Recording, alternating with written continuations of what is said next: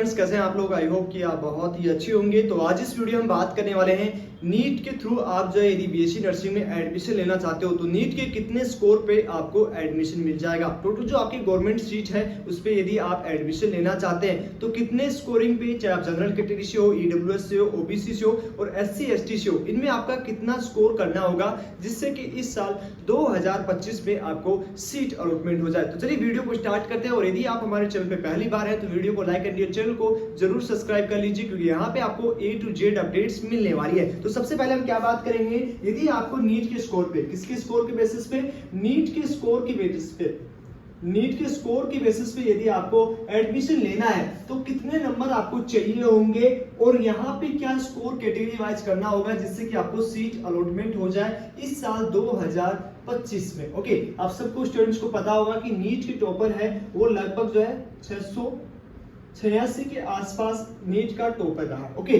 अब यहाँ पे जो बच्चे 400 से 450 के आसपास हैं वो बीएससी नर्सिंग के कोर्स के लिए अप्लाई कर सकते हैं। इस कोर्स के लिए अप्लाई कर सकते हैं बीएससी नर्सिंग के लिए।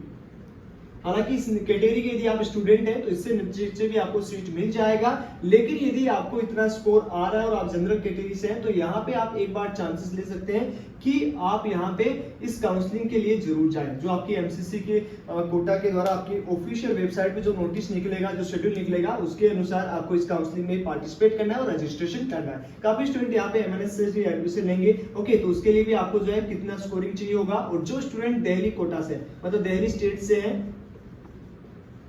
तो उनके लिए अलग कट ऑफ जाता है क्योंकि यहाँ पे कॉलेजेस बढ़ जाती है, इसके लिए इसका कट ऑफ है वो कम रहता है ऑल इंडिया के पर। ओके, अब यहाँ पे टोटल कितना आपका जो है वो कट ऑफ जाने वाला है उसकी हम बात कर लेते हैं। चाहे आप जनरल की बात करो, उसके बाद हम बात करें ईडब्ल्यूएस की, उसके बाद हम बात करेंगे ओबीसी एनसीएल की, उसके बाद में यहाँ पे एससी एसटी की बात करें कि कितने स्कोर पे आपका एडमिशन हो जाएगा। लगभग आपका 220 सीटों पे एमएस में जो है आप यदि इधर एडमिशन लेना चाहते हो तो 220 सीटों पे आपका एडमिशन होता है अप्रोक्सीमेट। इसका ऑफिशियल नोटिस भी आपको बता देंगे कि कितने कॉलेज हैं, कौन कौन सी कॉलेज में कितना स्कोर रहेगा, उसका हम अलग से वीडियो प्रोवाइड करवाएंगे ताकि आपको समझ में आ जाए। अब यहाँ पे दो स्टूडेंट हैं जो दिल्ली के स्टूडेंट हैं, उनको जो गर्ल्स स्टूडेंट है, दिल्ली की जो गर्ल्स स्टूडेंट है उनके लिए अलग कट ऑफ रहेगा और जो अपना और अनदर जो बॉयज है, गर्ल्स है, उनके लिए क्या कट ऑफ रहने वाला है। तो यदि आप जनरल से बिलोंग करते हो और यदि आपका स्कोरिंग जो है वो नीट में 720 में से लगभग आपका जो स्कोर है वो आपका रहेगा 430 से 450 के आसपास।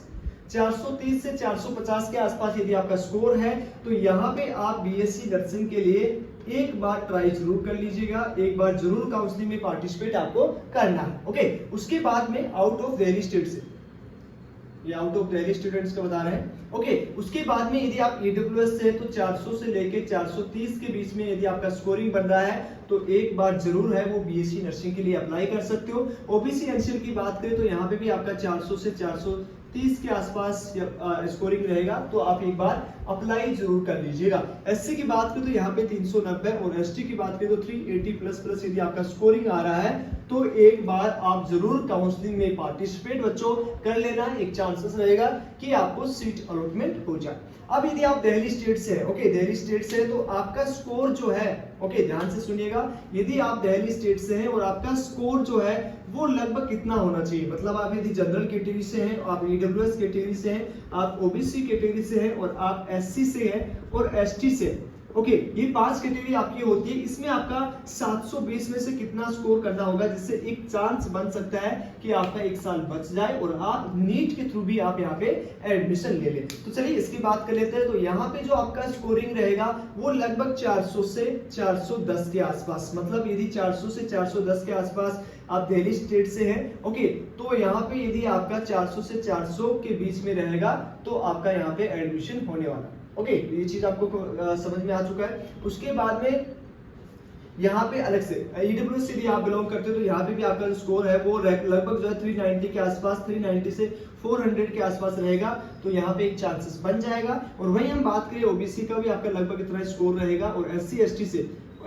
यदि आप बिलोंग करते हो तो यहाँ पे आप 360 के आसपास और 350 के आसपास यदि आपका स्कोर है तो एक बार बच्चों जरूर जो है इस काउंसलिंग में आपको पार्टिसिपेट करना है। ओके, बाकी तो आपका यहाँ पे हम बात करें 400 से 450 के आसपास जो लगभग स्टूडेंट है, नीट का स्कोर देखोगे तो 400 से 450 के बीच में लगभग 89,000 89,250 के आसपास बच्चे जो हैं वो इस स्कोर के बीच में इतने स्टूडेंट हैं, तो काफी टफ कंपटीशन रहेगा आपका। यहाँ पे सीट के लिए मारामारी होगी।